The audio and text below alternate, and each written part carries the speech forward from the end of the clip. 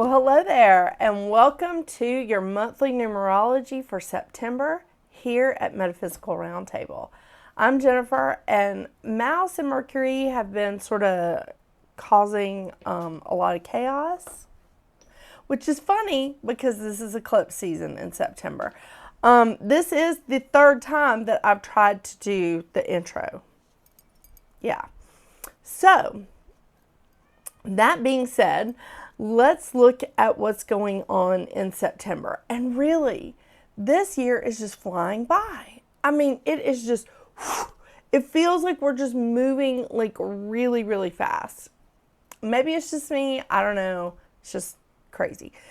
So, I just want to tell you, when I'm covering the astrology for the month, I'm just hitting the highlights. I'm not covering every aspect.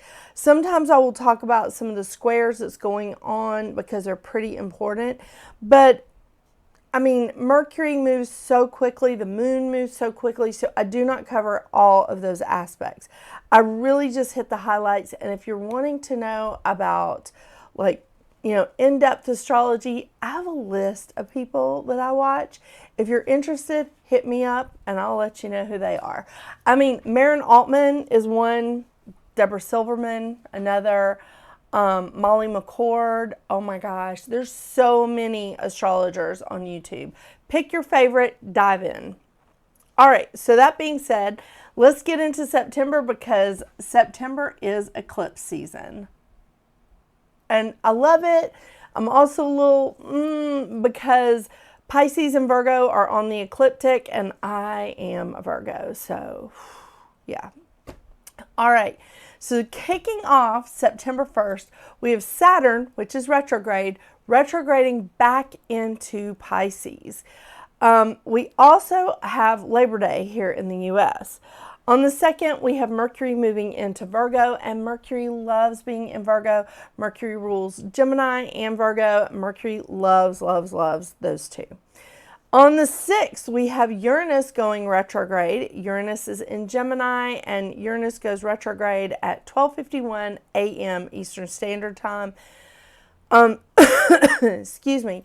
So if you're in a different time zone, this could actually come up on a different day. FYI. So Uranus is retrograde in Gemini. Uranus is later going to retrograde back into Taurus for a short period of time. On the 7th, we have the full moon lunar eclipse in Pisces that hits its peak at 2:09 p.m. Eastern Standard Time. This is all about release. It's about cord cutting. It is definitely a great time for letting go, releasing, and just looking and just being like, this doesn't work for me anymore. It's time to move on. And it's a great time to do it because it's a 9-year. Also, got the best stone for this. Yeah. But more on that later. Then on the 18th, Mercury is moving real quick. Mercury is moving on into Libra. Yeah. Then on the 19th, we have Venus moving into Virgo. Now, little thing here. Venus does not like being in Virgo. And who does? I have a Virgo sun. I have a couple of planets in Virgo, but I have a Virgo sun, and that is uncomfortable. But Venus does not like being in Virgo. So if you're ruled by Venus, I'm real sorry. Then on the 21st, we have the new moon solar eclipse in Virgo that hits its peak at 3:54 p.m. Eastern Standard Time. Now, this is our second new moon in Virgo. The first new moon in Virgo was just recently. It was on the 23rd. And again, second new moon in Virgo, this is about what can we build? How can we move forward? What can we build? It's fantastic. It's also International Day of Peace. On the 22nd, we have the sun moving into Libra. It is also the fall equinox. We also have Mars moving into Scorpio. Mars likes being in Scorpio like a whole lot better than being in Libra, because Mars does not like being in Libra. Mars rules Aries, which is opposing Libra. So that's not a comfortable place for Mars, but Mars does like being in Scorpio. So this is a much happier place for Mars. Sorry, not for Scorpio. All right, so we end the month with Neptune retrograde in Aries, Uranus retrograde in Gemini, Jupiter is in Cancer, Venus and South Node are in Virgo, the Sun and Mercury are in Libra, Mars is in Scorpio, Pluto is in Aquarius, and Saturn is retrograde in Pisces, and North Node is in Pisces. Now, so that we have 4 planets plus with the Sun in air, 3 planets plus North Node in water, 1 planet in Earth plus South Node, and 1 in fire. Now, earlier this year, we saw a lot more in fire. So, everything just sort of, it shakes up. So we're going to see how things shake out from here on out. I know. Okay. So the crystal of the month is Labradorite. Now, I love Labradorite. I love it. It's so beautiful. You can see this one is and the lights are really, really bright on this. Sorry. It almost looks like it's giving the Labradorite spear eyes. This is sort of a lighter Labradorite. It's more of the green. This is one of the towers that I have, and it's more of the darker blue. So gorgeous, so gorgeous. They all have that sort of iridescent.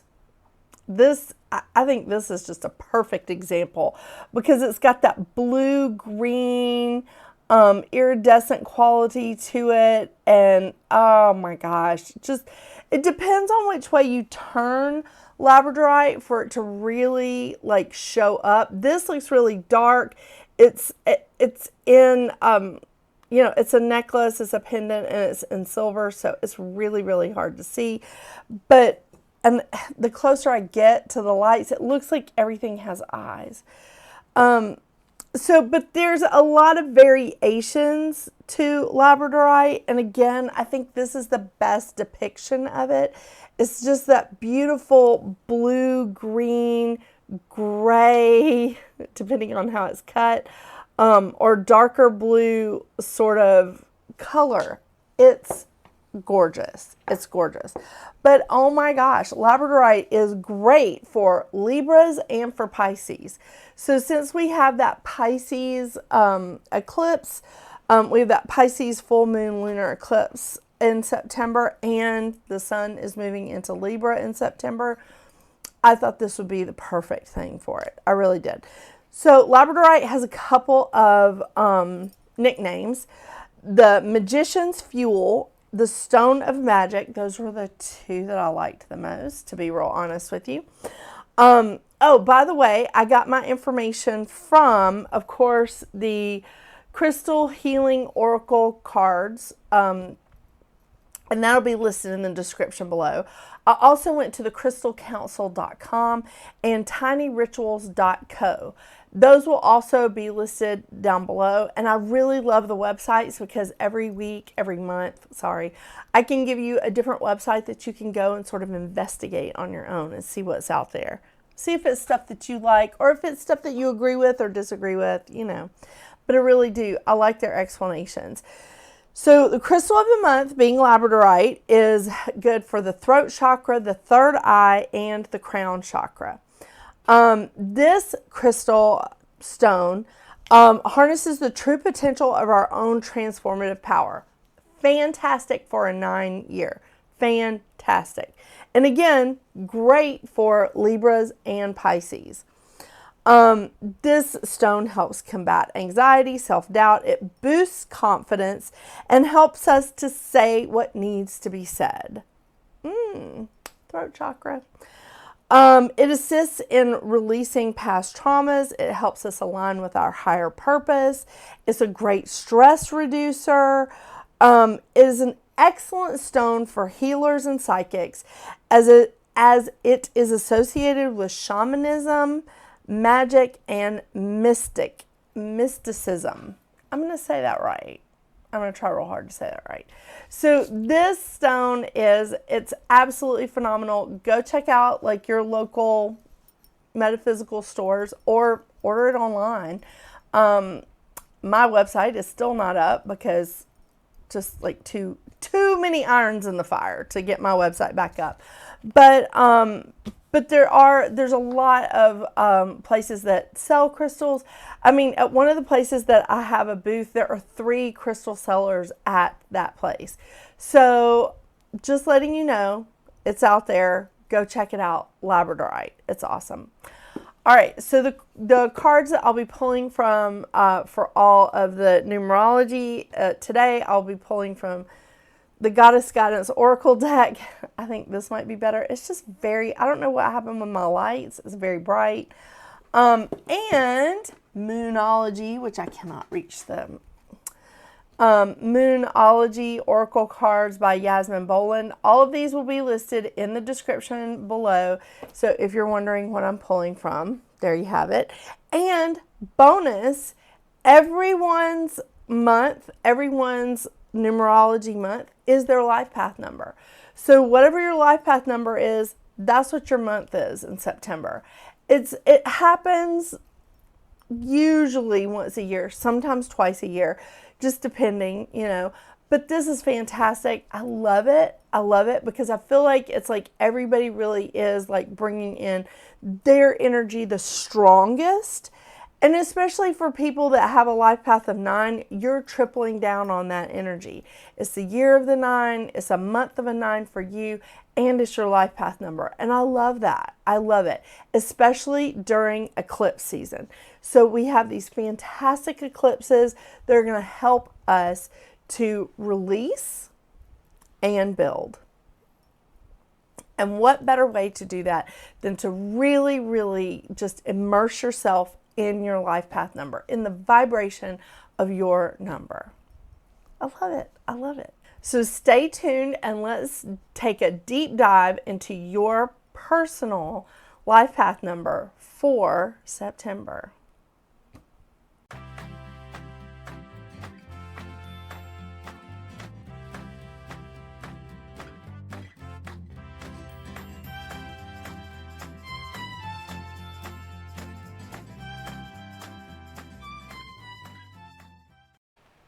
Hello, Life Path 11. Well, September for you is an 11 month. What a shocker, isn't it? I know. My gosh, I've got a restless cat. What are we going to do about that? All right, Life Path 11. So we're pulling in this energy of the 11 for you in September. And honestly, it's pretty cool. It really is. So 11 people are meant to create ways of communicating with others during challenging circumstances. Yeah. Excuse me, sorry.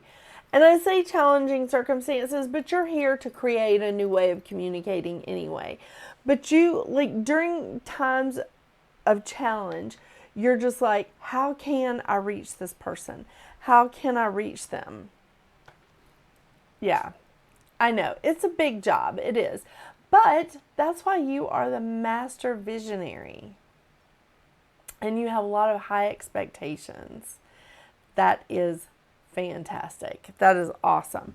So just to let you know, a lot of 11 people, and I'm sure I've told you this a bunch of times, but a lot of 11 people will use like nicotine, especially like smoking nicotine, to dull or block their intuition because it makes them nervous. Their intuition and inner guidance makes them a little nervous, That master visionary title don't come cheap, But but the thing is, like, you'll see a lot of 11s who have been past smokers. I know, they do come out of it. It's pretty interesting. The mantra of the 11 is, I am divine inspiration, making a difference in the world today. Do you make a difference in the world today, Mouse? Well, he makes a difference in my world, so, whatever. But you are all about intuition and enlightenment and illumination, inspiration. And you also carry the foundation of the 2. So you could essentially watch also Life Path 2, and you're going to tie, like, it's going to be both of those things for you. It's going to tie together very well. You are definitely a visionary, and you bridge the conscious and the unconscious. That's important, especially people that work in hypnotherapy. I think a lot of 11s probably work in hypnotherapy. It's not exclusive to people who are a Life Path 11, but I think that this is a big deal. It really is. Because you're usually 11s are clairaudient, sometimes they're clairvoyant, and they accept the divine inspiration just like the rest of us, like breathe in oxygen. That's good. Yeah. You can really convert those dreams into reality, and that's amazing. It is. And I love that because you do, on top of being able to create a new way of communicating with people, you meet them where they are. You embrace them where they are. And I feel like it's because you do have high expectations of yourself and others. You do. And I think it's just because you can see what other people can become. How awesome is that? Yeah. And cherry on top, you're super creative. We gotta love that. The lesson of the 11 is embracing humility and altruism and the willingness to convert fantasy into action. So it shouldn't just be a dream. It shouldn't just be like a fantasy. It shouldn't just be something that you journal about or go someday. No, this should be you putting it into action.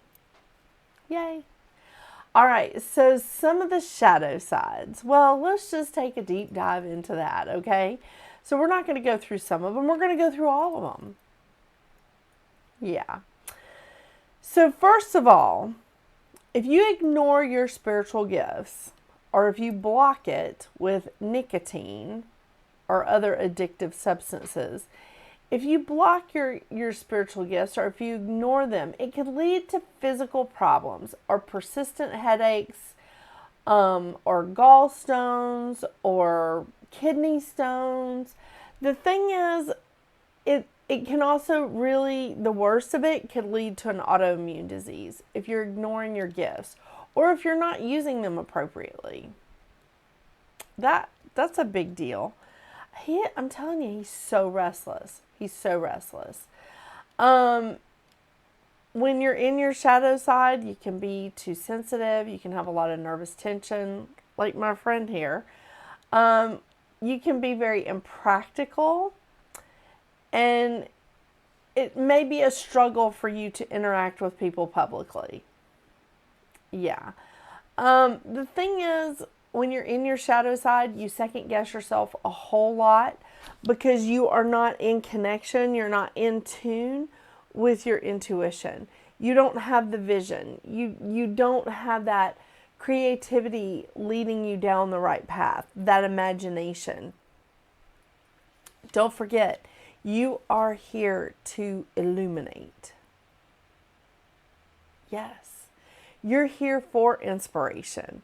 You're here to get and give inspiration. Be an inspiration, Life Path 11. Be an inspiration in September. Yeah.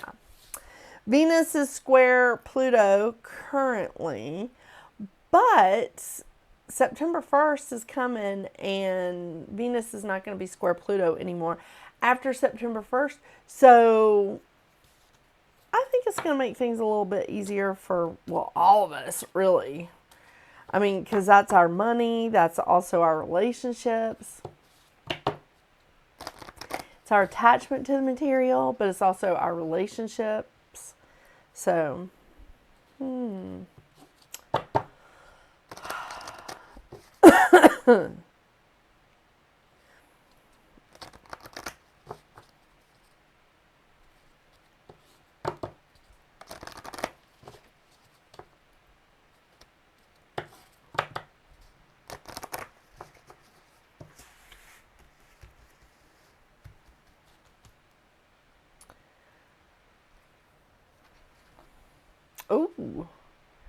Isolde, undying love.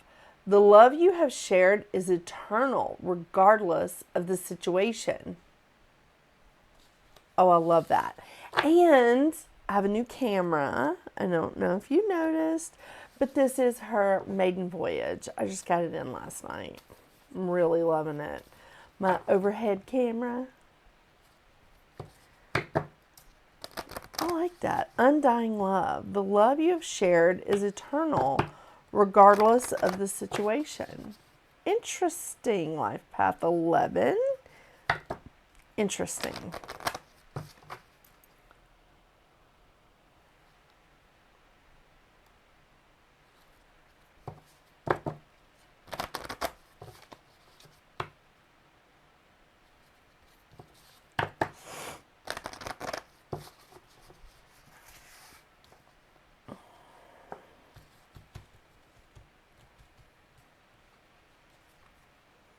Ooh, full moon in Virgo.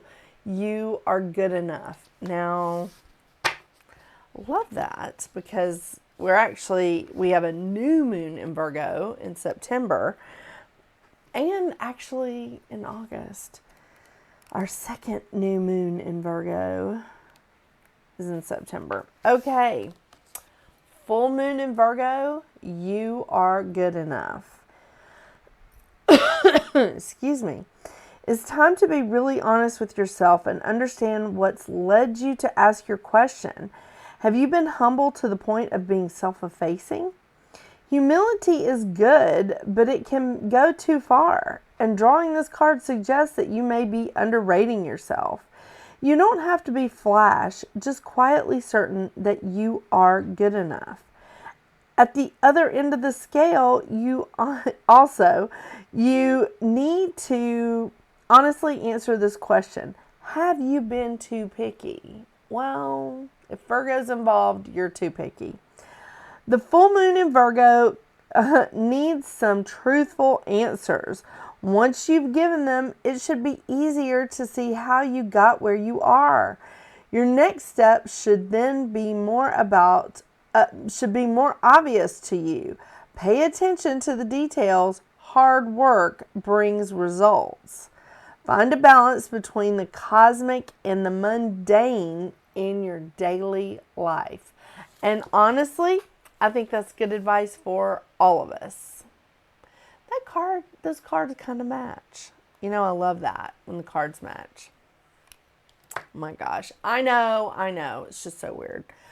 Well, thank you so much for joining me today, Life Path 11. Make sure that you check in with the mid-month check-in for numerology in September. I'm going to keep that going a little bit. Seems to be working. So we're going to do that again this month. And until we see each other again, get out there and make your magic. Bye.